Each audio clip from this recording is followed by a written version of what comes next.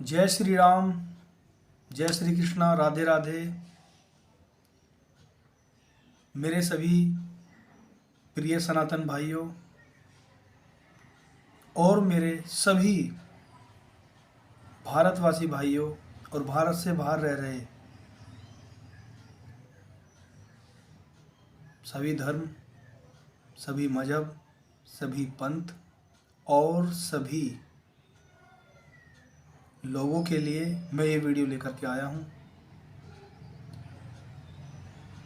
Video की श्रृंखला में ये मेरा YouTube चैनल पर दूसरा ही वीडियो है और इसमें मैं किस तथ्य पर वीडियो लेकर के आया हूँ वो मैं आपके सामने बताना चाहूँगा। मित्रों, हमारे सनातन धर्म से बहुत ही पंथ इससे अलग हुए, विभाजित हुए कालांतर के अनुसार, किंतु वे हमारे भाई ही हैं। तो मेरा आज का जो वीडियो है वो बौद्ध धर्म से बहुत अधिक कह सकते हैं जुड़ा हुआ है। अभी कुछ लोग कहूँगा, कुछ लोग यानी कुछ बौद्धों के द्वारा सनातन धर्म के खिलाफ कुप्रचार किया जा रहा है और ये वीडियो न किसी पंथ के खिलाफ है, न किसी मजहब के खिलाफ है, किसी के भी खिलाफ नहीं है। केवल और केवल इस वीडियो को बनाने में ईर्ष्या प्रधान नहीं है, यानी किसी से ईर्ष्या रखते हुए ये वीडियो नहीं बनाया गया है।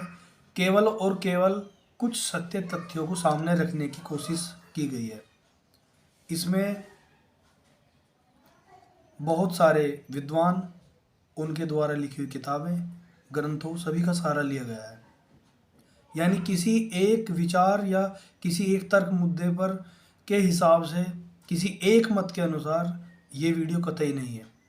इसमें सभी मतों का ध्यान रखते हुए ये वीडियो मैं आपके सामने लेकर के आया हूँ। पिछले कुछ समय से कुछ कहूँगा बौद्ध मतों के अनुसार ये चर्चा है सनातन धर्म के विरुद्ध कि ब्राह्मणों ने बौद्धों का संहार किया, बौद्धों का कत्ले आम किया। पिछले कुछ समय से कुछ ग्रंथ उनके ऐसे आए हैं, लिखे गए हैं, जिसके अनुसार बौद्ध कहते हैं कि बौद्धों का कत्लेआम जो है वो सनातन धर्मियों ने या कहें ब्राह्मणों ने किया है। उससे जुड़ा हुआ ही कुछ ये वीडियो है। देखिए, भारत में बौद्ध धर्म का उद्गम 6वीं शताब्दी ईसा पूर्व हुआ था, यानी 6वीं ईसा पूर्व हुआ था।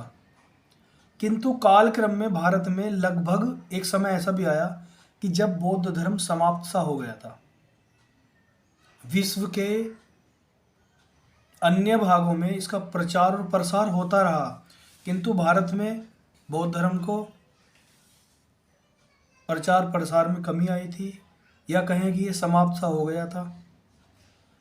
बौद्ध धर्म का विकास सम्राट अशोक के द्वारा बहुत तेजी से हुआ था और कलिंग जो कलिंग का युद्ध हुआ था मित्रों, कलिंग युद्ध में लाखों लोगों के नरसंहार के बाद नरमुंडों का पहाड़ देख करके आत्मग्लानि से सम्राट अशोक ने बौद्ध धर्म धारण कर लिया था, क्योंकि बौद्ध धर्म शांति का मार्ग है।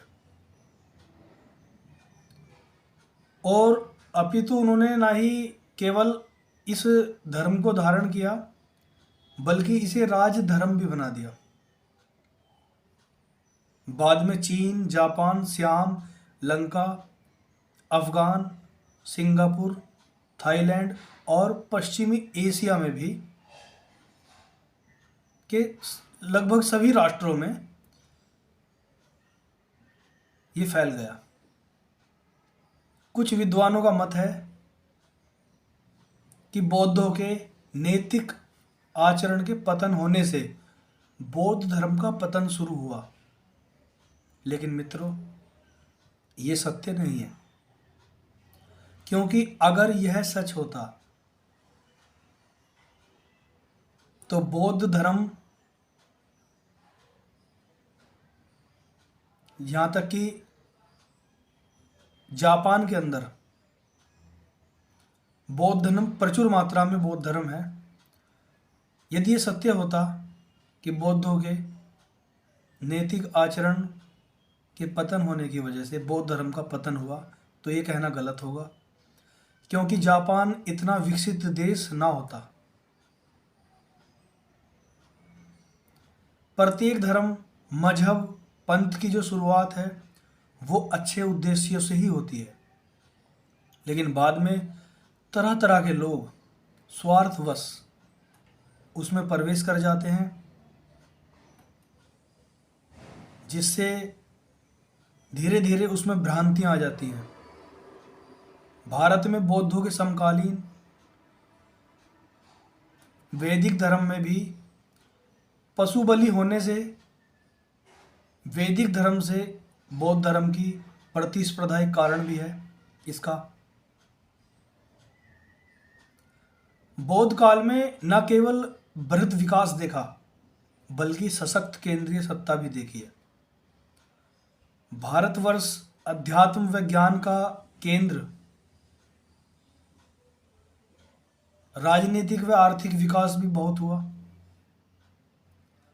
सम्राट अशोक के अधीन राजाओं ने भी बौद्ध धर्म को अपना लिया था, जिसके कारण अन्य धर्मों की उपेक्षा भी होने के कारण इसका विद्रोह भी हुआ, विरोध भी हुआ। बौद्ध ग्रंथ दिव्यावदान के अनुसार सम्राट अशोक द्वारा जैन मुनि व ऋषियों के सर काट के लाने की बात है, और ऐसा करने वालों को स्वर्ण मुद्रा देने की घोषणा कर दी थी। ये बौद्ध धर्म का ग्रंथ ही कह रहा है। दिव्यावदान।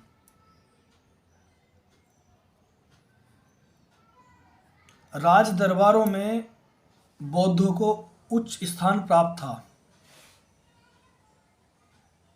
सम्राट अशोक के काल में। पुष्यमित्र शुंग जब अंतिम मौर्य सम्राट भद्रथ की हत्या कर राजा बनते हैं, तो बौद्ध भिक्षु थे, तो उन्होंने राजा को महत्व नहीं दिया, यानी इस नए राजा को महत्व नहीं मिला, जिसके परिणाम स्वरूप नए सम्राट के विरुद्ध बौद्ध विहारों ने षड्यंत्र होने लगे और उन्होंने यवनों को भारत पर आक्रमण करने के लिए बौद्ध मठों द्वारा आमंत्रित किया गया। मैं सभी बौद्धों की बात नहीं कर रहा हूँ, क्लियर करता हूँ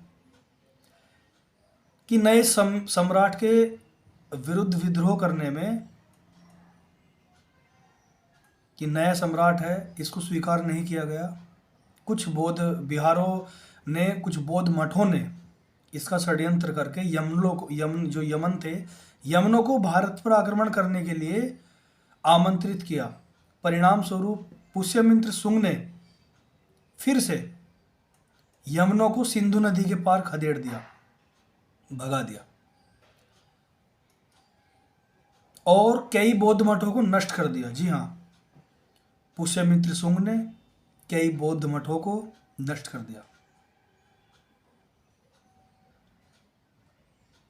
और शुंग वंश के शासन में वैदिक धर्म खूब फला फूला था, और पुष्यमित्र के विषय में यह धारणा कि बौद्ध धर्म का विरोधी था, यह कहना गलत होगा।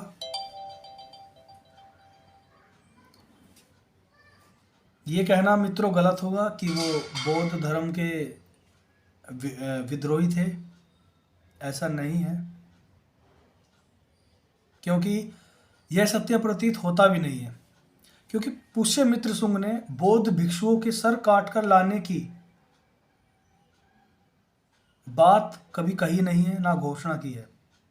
लेकिन उन पर ये कहा जाता है, बौद्ध कहते हैं कि पुष्यमित्र शुंग ने घोषणा की थी कि बौद्ध भिक्षुकों के सर काट करके लाए, या घोषणा की हो ऐसी। ये बात उनके ग्रंथ में सम्राट अशोक के संदर्भ में मिलती है, लेकिन किसी बौद्ध धर्म के किसी भी ग्रंथ में पुष्यमित्र शुंग के विषय में ये बात कतई भी नहीं मिलती है। लेकिन इसी बौद्ध ग्रंथ के अशोक वदान खंड में ये बात कही है कि अशोक सम्राट के विषय में है। दूसरी बात, उस समय भारत में दिनार का प्रचलन ही नहीं था। कि कहते हैं कि पुष्यमित्र शुंग ने ऐसा करने वाले को दिनार देने की घोषणा की है, तो उस समय भारत में दिनार का प्रचलन था ही नहीं। और ये बात बाद में जो ग्रंथ लिखे हैं उसमें जोड़ी हुई थी, प्रतीत होती है, जोड़ी हुई सी। पुष्यमित्र शुंग ने सांची के स्तूप सहित कई बौद्ध स्तूपों का जीर्णोद्धार कराया। उसके दरबार में बौद्ध भिक्षुक भी थे। उसने केवल उन्हीं बौद्ध मठों पर आक्रमण किया था जिन्होंने सम्राट बनने पर उसके विरुद्ध विद्रोह कर षड्यंत्र करके विदेशी आक्रमणकारियों को युद्ध के लिए आह्वान किया था।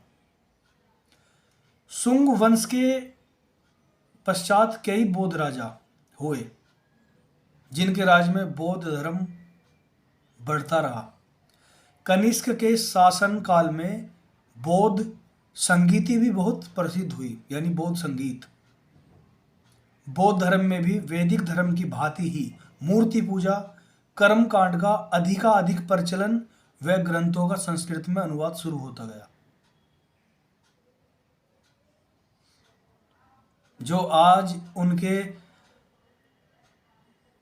जो कुरीतियां हैं उनके अनुसार ये सब 7वीं शताब्दी में बौद्ध धर्म में भी थी, जिसको आज वो सनातन धर्म या कहें कुरीति बताते हैं। ये सब 7वीं शताब्दी में बौद्ध धर्म के अंदर भी लगभग थी। 7वीं शताब्दी के लगभग, मैं ये नहीं कहता कि 7वीं शताब्दी में ही, 7वीं शताब्दी के लगभग भी ये सब कुरीतियाँ उनके अनुसार जो हैं ये सब बौद्ध धर्म में भी थी। उस समय के बाद बौद्ध अपने धर्म को लेकर संशय में थे। उसी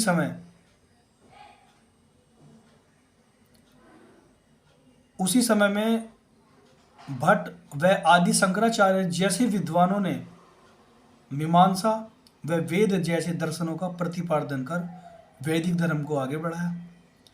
और आदि शंकराचार्य जी ने अनेकों बौद्ध भिक्षुकों और बौद्ध मठाधीशों को शास्त्रार्थ में पराजित कर अपना अनुयायी बना लिया था। वैदिक धर्म से अन्य पंथ संप्रदाय सम्मिश्रण होने से इसका स्वरूप आज कुछ बदल सा गया है, जिसको आज हम हिंदू धर्म भी कह सकते हैं। मित्रों, वीडियो लंबा होने की वजह से सारी जानकारी, सारी बातें इस वीडियो में रख पाना, कह पाना संभव नहीं होगा। मैं वीडियो समाप्त करने से पहले एक बार फिर कहना चाहता हूँ कि बौद्ध धर्म शांति का मार्ग है, लेकिन उस समय की मांग विदेशी आक्रमणकारियों को रोकने की थी, उनके साथ मिलने की नहीं थी। मैं किसी पर आक्षेप नहीं लगा रहा हूँ, मैं किसी पर टिप्पणी नहीं कर रहा हूँ।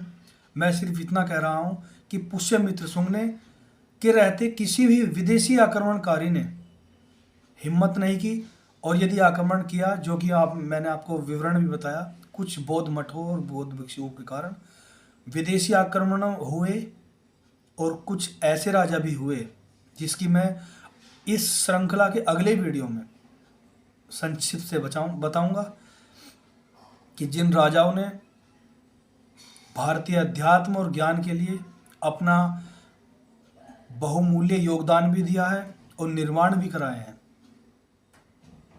जैसे राजा हर्षवर्धन। और इस वीडियो की अगली श्रृंखला में मैं वो बातें भी आपको बताऊंगा। ये पूरा वीडियो नहीं है, इसमें जानकारी अधिक से अधिक देने का मैंने प्रयास किया है।